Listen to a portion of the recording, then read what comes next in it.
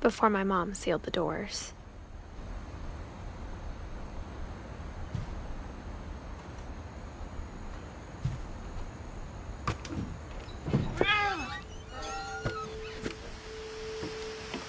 This would be obvious later, but my mom never told me any of these stories. Edie would have, but Mom didn't like bringing up the past. Though, when we adopted a stray kitten, she was the one who named it Molly.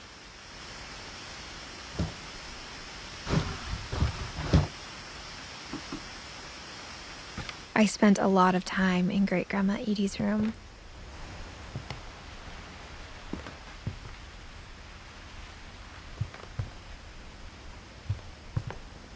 Edie gave a big interview about a mole man living under the Finch house. My mom was furious. I hadn't thought of myself as Edith Jr. for a long, long time. One summer, they evacuated the island, but Edie refused to go. For a few weeks, she was a celebrity. When Edie told people Sven was killed by a dragon, she could also have said he was building a dragon-shaped slide that collapsed. She could have, but she didn't.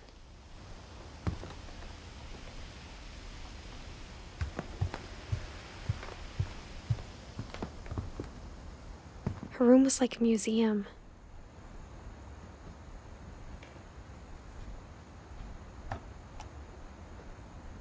For 500 years, the Finches have been famous throughout Norway for their fortune and misfortune. Odin Finch buries the latest victims of the family curse, his wife Ingeborg and their newborn son, Johan.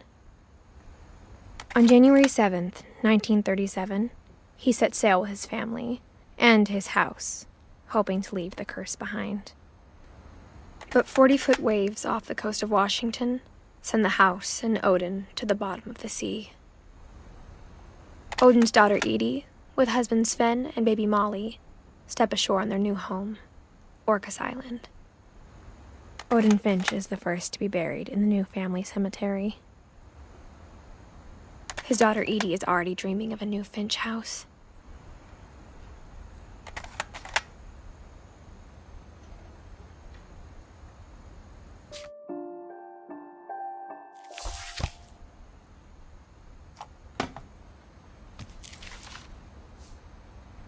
Whatever's wrong with this family, it goes back a long ways.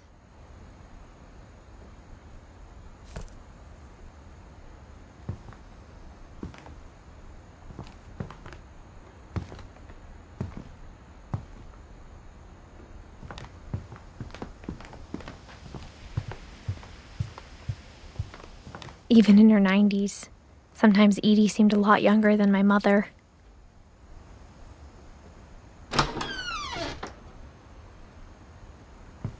The only trace Grandpa Sam's first wife, Kay, left on the house was the pink bathroom. It was a pretty big trace.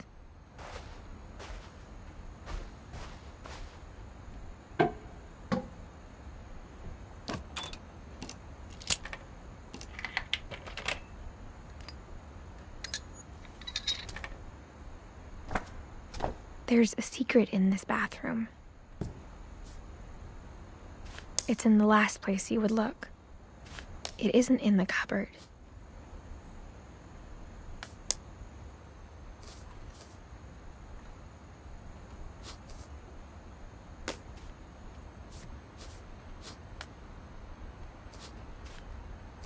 It's hidden in this book.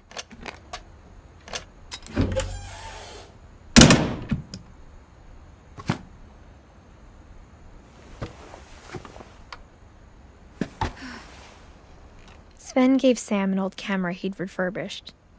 He never put it down.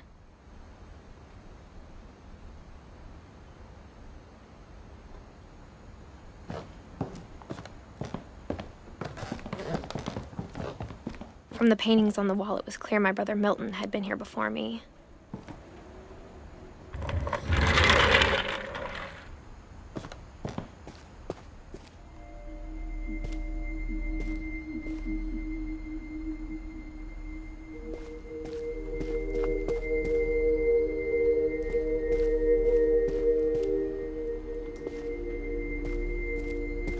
I knew Grandpa Sam had a twin.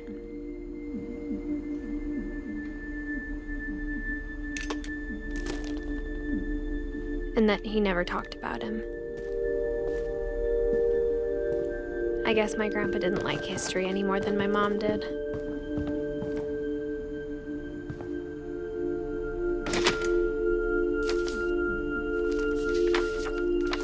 How I Want to Remember My Brother by Sam Finch. The thing I remember is that when he made up his mind, that was it.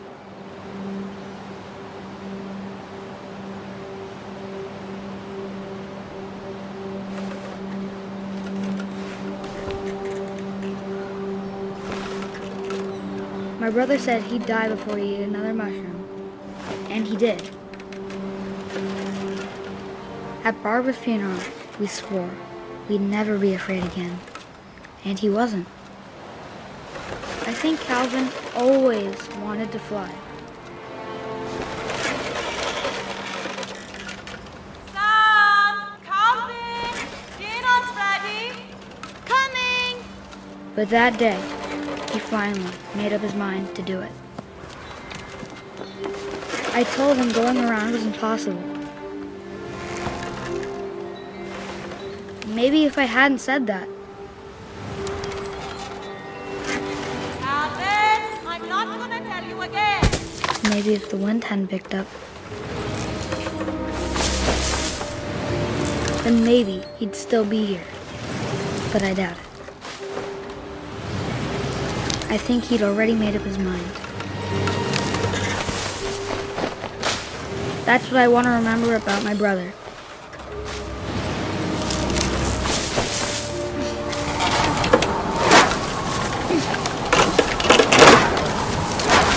The day he made up his mind to fly. And he did.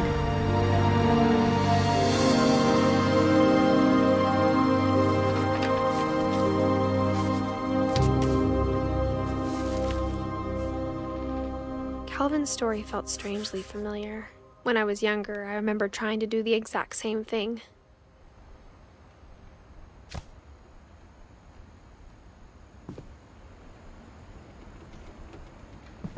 After the funeral, Edie roped off Calvin's half of the room.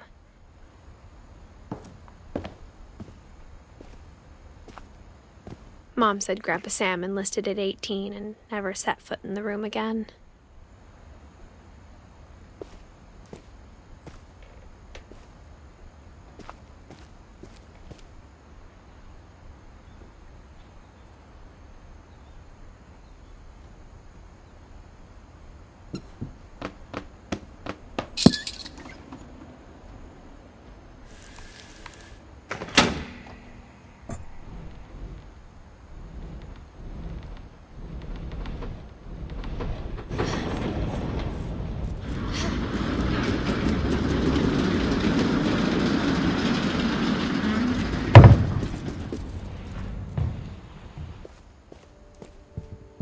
The passages were a pretty tight fit.